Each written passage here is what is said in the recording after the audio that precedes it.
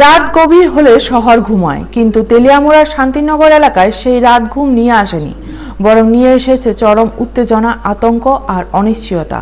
মধ্যরাতের পর তেলিয়ামুড়া শান্তিনগর এলাকায় চরম উত্তেজনা ছড়ায়। স্থানীয়দের সন্দেহজনক মনে হওয়ায় এক যুবককে আটক করা হয়।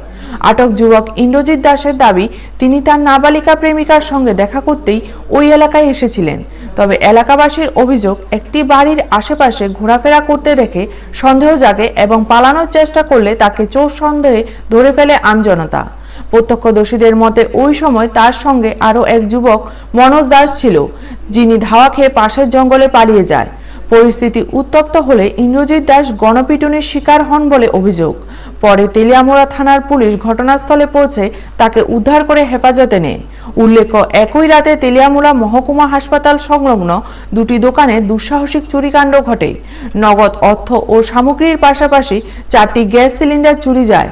ধারাবাহিক চুরির ঘটনায় এলাকায় ভয় ও সন্দেহের পরিবেশ তৈরি হয়েছে। যদিও চুরির খবর দেওয়া সত্ত্বেও পরদিন সকাল পর্যন্ত পুলিশের উপস্থিতি না থাকায় নিরাপত্তা ব্যবস্থা নিয়ে স্থানীয়দের মধ্যে চরম ক্ষোভ দেখা দিয়েছে। ব্যুরো রিপোর্ট, নিউজ তৎকাল 24।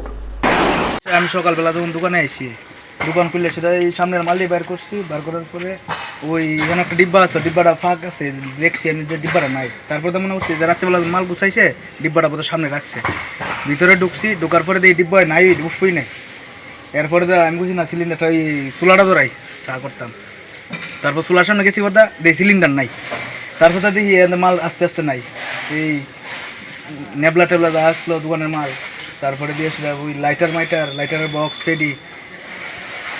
তারপরে দিয়েছিলাম আমার ক্যাশ পুরা খালি করলেছে। এটার মধ্যে কিছু বাংতি টাকা টোকা আসছিল, বাংতি টাকা 400-500 টাকা। কি মনে করতেছেন কারা এই চুরিটা? এটা তো শহরের উপরে, কারা চুরি করতে পারে? চুরি করতে পারে কেটা, এইদিকে তো আছে কয়েকজন। কিছুদিন আগে ছাগল চুরি করছে, বা কিছুদিন আগে ফলবাজার বলে কি একটা ঘটনা হয়েছে।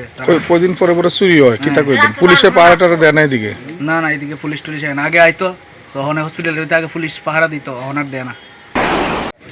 শুনি চন্দনা কইতাছে শেষ হয়েছে গা।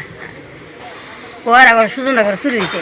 তেয়ার আগে গেছি, গিয়ে আয়া আমি দোকানটা খুললে আয়া দেখি কিতা আমার দোকানে 3টা সিলিন্ডার দিয়েছে গা। একটা অবশ্যই আর 2টা চুরিটা।